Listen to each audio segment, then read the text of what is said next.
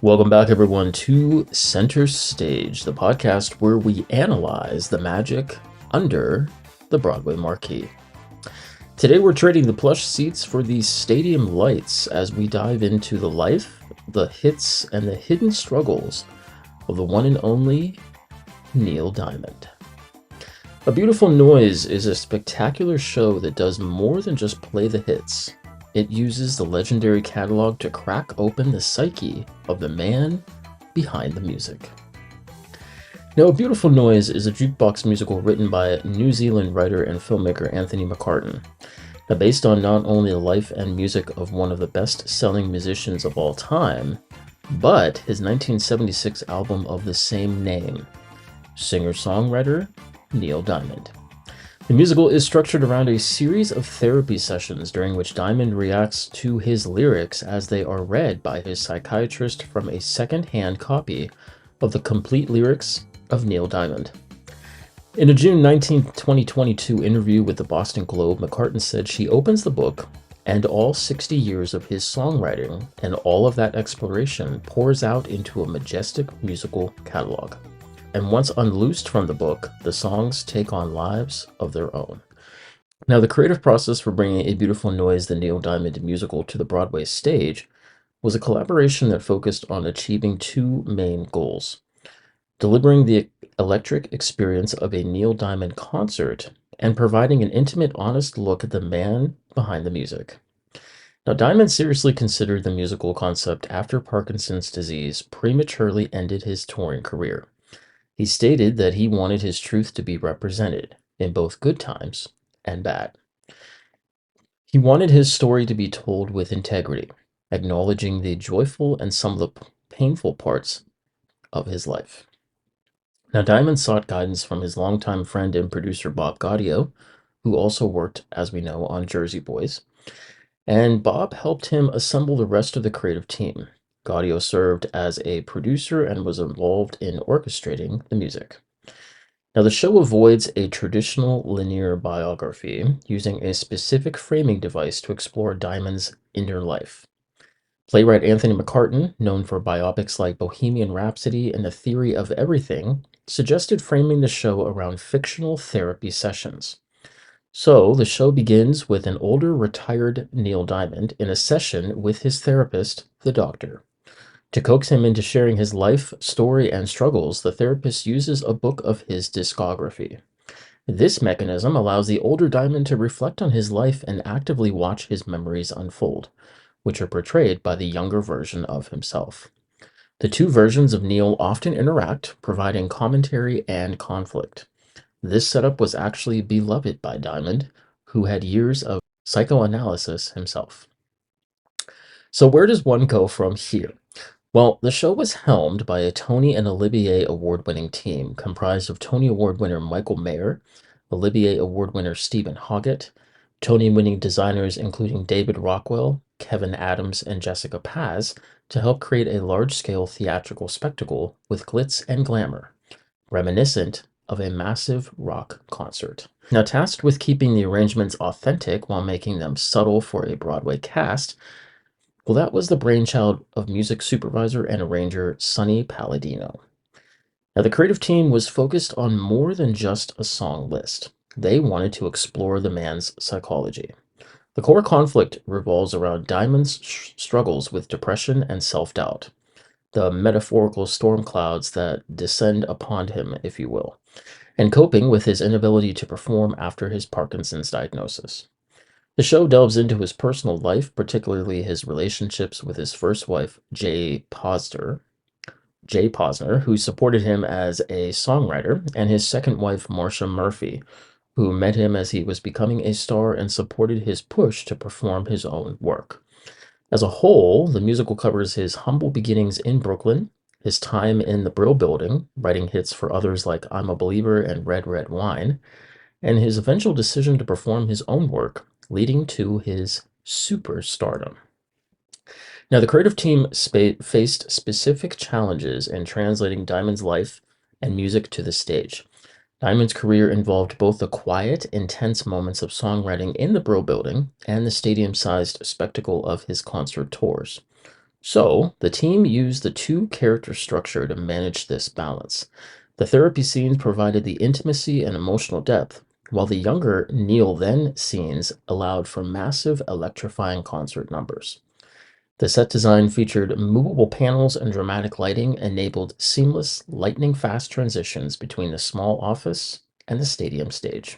Now, unlike the lives of some other rock stars, Neil Diamond's life did not have extreme sudden crisis that makes for easy theater, such as the plane crash in Buddy Holly or the violent abuse in Tina. His struggles were often internal and psychological: depression, creative self doubt, and divorce. The conflict is less about what happened and more about why it happened, with Neil now and his therapist analyzing the actions of Neil then. The tension is between the older, weary self and the younger, driven self, forcing the audience to invest in Diamond's emotional resolution rather than a dramatic external climax. But the show needed to make Diamond's beloved massive hits work within a dramatic context while preserving their classic sound. So, the music team led by Sonny Palladino and Bob Gaudio focused on arrangements that were faithful to the originals but slightly updated for a contemporary Broadway sound. Critically, many songs are performed as they were originally intended, as concert numbers, audition pieces, or recordings, satisfying fans while keeping the action moving along. They also use songs non-linearly, such as having his ex-wives sing his hits, to express their frustration, giving supporting characters meaningful emotional moments. Well, in June of 2022, the show had its world premiere at the Emerson Colonial Theater in Boston, becoming a crucial testing ground for the show before its move to Broadway. And it was a massive event, particularly for Boston audiences. Boston was chosen in part because Neil Diamond's hit Sweet Caroline has become an iconic anthem for the Boston Red Sox and a symbol of unity inside the city, especially following the 2013 marathon bombing. Diamond's connection to the city created instant local enthusiasm. The premiere, well, it was immediately marked by excitement, drawing fans from far beyond Boston. Neil Diamond himself attended the first preview on June 21st of 2022, receiving a lengthy and emotional standing ovation from the audience upon his arrival at the theater and again at the curtain call. This direct involvement fueled the initial buzz. The closing number of Act 1, Sweet Caroline, was described in reviews as an electric, roof-raising moment where the Boston crowd transformed the theater into a stadium, proving the show's ability to create a communal concert-like atmosphere. The run was a major commercial success, leading to the extension of its limited engagement and confirming the strong market demand ahead of the planned Broadway transfer. Critics universally praised the high-energy concert numbers, the technical design, and Stephen Hoggett's innovative choreography. Will Swenson's performance as the younger Diamond was consistently called electric and spot on. However, the main area flagged for revision was the book by Anthony McCartan. Now, while the therapy session concept was deemed brilliant, some critics found the first act's pacing to be slow, particularly the focus on Diamond's early marriage to Jane Posner. There were also comments that the frequent back and forth between the two Neils and the therapist sometimes felt more like a lecture than a seamless drama. As a standard for a pre-Broadway tryout, the creative team spent the summer break between the Boston closure and the November Broadway previews implementing changes, likely focusing on tightening the book, adjusting the balance of dialogue versus music, and clarifying the emotional arc of Neil now in his therapy sessions to ensure a stronger, more balanced narrative flow. Well, the Boston premiere successfully proved the show's massive appeal to Diamond's fan base and its ability to deliver a dazzling stage spectacle, paving the way for its successful Broadway opening later that year. Well, in late 2022, A Beautiful Noise finally opened its doors at the Broadhurst Theater on Broadway. Running for 657 performances, the full Broadway cast was comprised of stage and film actor Will Swenson, musical theater actor Mark Jacoby, Tony-nominated actress Robin Herder, and musical theater actress and daughter of former United States Secretary of State, National Security Advisor, and Chairman of the Joint Chiefs of Staff, Linda Powell. The opening night was marked by an extraordinary surprise. Neil Diamond again attended the official opening and at the curtain call walked onto the stage to receive a massive, tearful standing ovation. He then led the entire Broadway audience in an a cappella rousing sing-along of Sweet Caroline, marking what was reported to be the last time he has publicly performed that iconic song due to his Parkinson's diagnosis. This moment made international headlines and cemented the show as a key part of his final public performances. Now, while the creative team made tweaks following Boston, the core challenge of the narrative structure itself remained a dividing point among critics. They pretty much widely praised the spectacle, the music arrangements, and the performances. The New York Times called it an ambitious, often rousing biographical show. The show won several Cheetah Rivera Awards for Stephen Hoggett's outstanding choreography. The pure energy of the concert sequences was deemed irresistible, and the main critique focused on the therapy session framework, which some reviewers found heavy-handed and puzzling, arguing that the constant back and forth between the two Neils and the doctor created narrative inertia. They felt that the show told the audience about Diamond's struggles more than it dramatically showed them. Despite mixed reviews, however, the show was a commercial success for much of its run, proving that the nostalgia and the joy of hearing the hits performed live by a stellar cast were enough to draw a devoted ticket-buying audience. The Broadway transfer successfully delivered the high-energy concert experience it promised, while serving as a poignant final public performance platform for Neil Diamond himself. Now, A Beautiful Noise is set to premiere at the Princess Theatre in Melbourne, Australia by August of next year, and Melbourne was chosen in part due to Neil Diamond's long-standing connection with Australian fans, especially his iconic Hot August Night live album, which spent 65 weeks on the Australian charts. Now, the Australian production will feature the same Tony and Olivia Award-winning creative team from Broadway, and in a major turn of events for the Australian production, Swenson, who created the role on Broadway in 2022 and earned critical praise for his energetic portrayal of the younger Neil Diamond, will lead the Australian cast. This ensures that the production maintains the high bar set by the US version. Now, the production is supported by the Victorian state government, emphasizing its importance to Melbourne's cultural calendar. Melbourne will be the first city outside of the US to host the musical, highlighting its status as a major international cultural hub. The musical is expected to attract visitors from across Australia and overseas, boosting the local tourism, hospitality, and cultural sectors. This premiere is viewed as a significant landmark for the Australian theatre scene, following the success of other biographical musicals like Tina, the Tina Turner musical, and Beautiful, the Carole King musical. The lasting legacy of A Beautiful Noise, the Neil Diamond musical, lies in its bold structural experiment within the jukebox biomusical genre, and its success in connecting with a dedicated, nostalgia-driven audience, despite critical reservations about its book. The most significant legacy is the show's central conceit, the use of two actors, Neil now, the retired older self, and Neil then, the ambitious younger self, interacting in a fictional therapy session.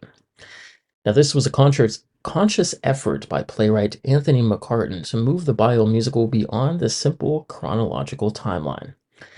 It provided an intellectual, psychological framework to explore complex issues like depression, self-doubt, and the sacrifices of fame. This dual protagonist structure is now a model for other shows seeking to externalize an internal struggle, allowing for commentary on past events without relying on a third-party narrator. Now, the show firmly demonstrated that the energy and hits of a beloved artist are powerful enough to guarantee commercial success, regardless of mixed critical reviews. The planned audience sing-alongs, especially the Sweet Caroline finale, created an irresistible communal experience. Neil Diamond's own appearances on opening night, leading the audience in song, were historical moments that secured the show's status as a joyous cultural event for his fans. Now, the path of A Beautiful Noise offers concrete lessons for major biomusicals moving forward. Beautiful Noise proved that audiences can greenlight a biomusical that takes a creative risk with its structure rather than adhering strictly to a traditional linear book. The success of the therapy session model, even with its critical debate, shows that the novel ways of telling an artist's story are commercially viable. Now, as the show was created in collaboration with Neil Diamond, it is a prime example of the sanitized or artist-controlled biomusical, much like MJ and Tina. This successful model confirms for artists, estates, and producers that it is possible to generate millions of tickets sales by focusing on the creative triumphs and external pressures, like the media, while providing only a controlled, sympathetic view of the personal struggles, like divorce and depression. Now, the show's major awards came in the technical and movement categories, cementing the current Broadway expectations. A show about a pop rock or rock icon must deliver world-class, electrifying choreography and stadium-level production value to be considered in the top tier of the game. The music alone is not enough. The staging must be a spectacle. In summary, A Beautiful Noise leaves a legacy as a successful theatrical experiment that provided a new structural template for biography, delighted millions of fans, and reaffirmed that spectacle and hit music are the winning formula for high-caliber jukebox musicals going forward. And folks, that's our final curtain call for this week's breakdown of A Beautiful Noise. Now, the show's lasting power lies in that final moment of communal release. It's not the critical debate about the script. It's the feeling of 1,000 people screaming "Ba Ba Ba" during Sweet Caroline that makes this show indelible.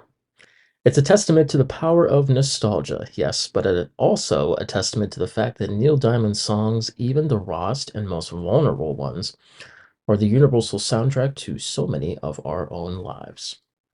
The show manages to give us both the arena spectacle and the quiet honesty of the man writing his pain in a small room. Guys, if you haven't seen it yet, I suggest go. Go for the music. Go for the phenomenal performance by the two Neils. But most of all, go for that unbeatable, unbelievable feeling of singing "Good Times Never Seemed So Good" with a room full of strangers.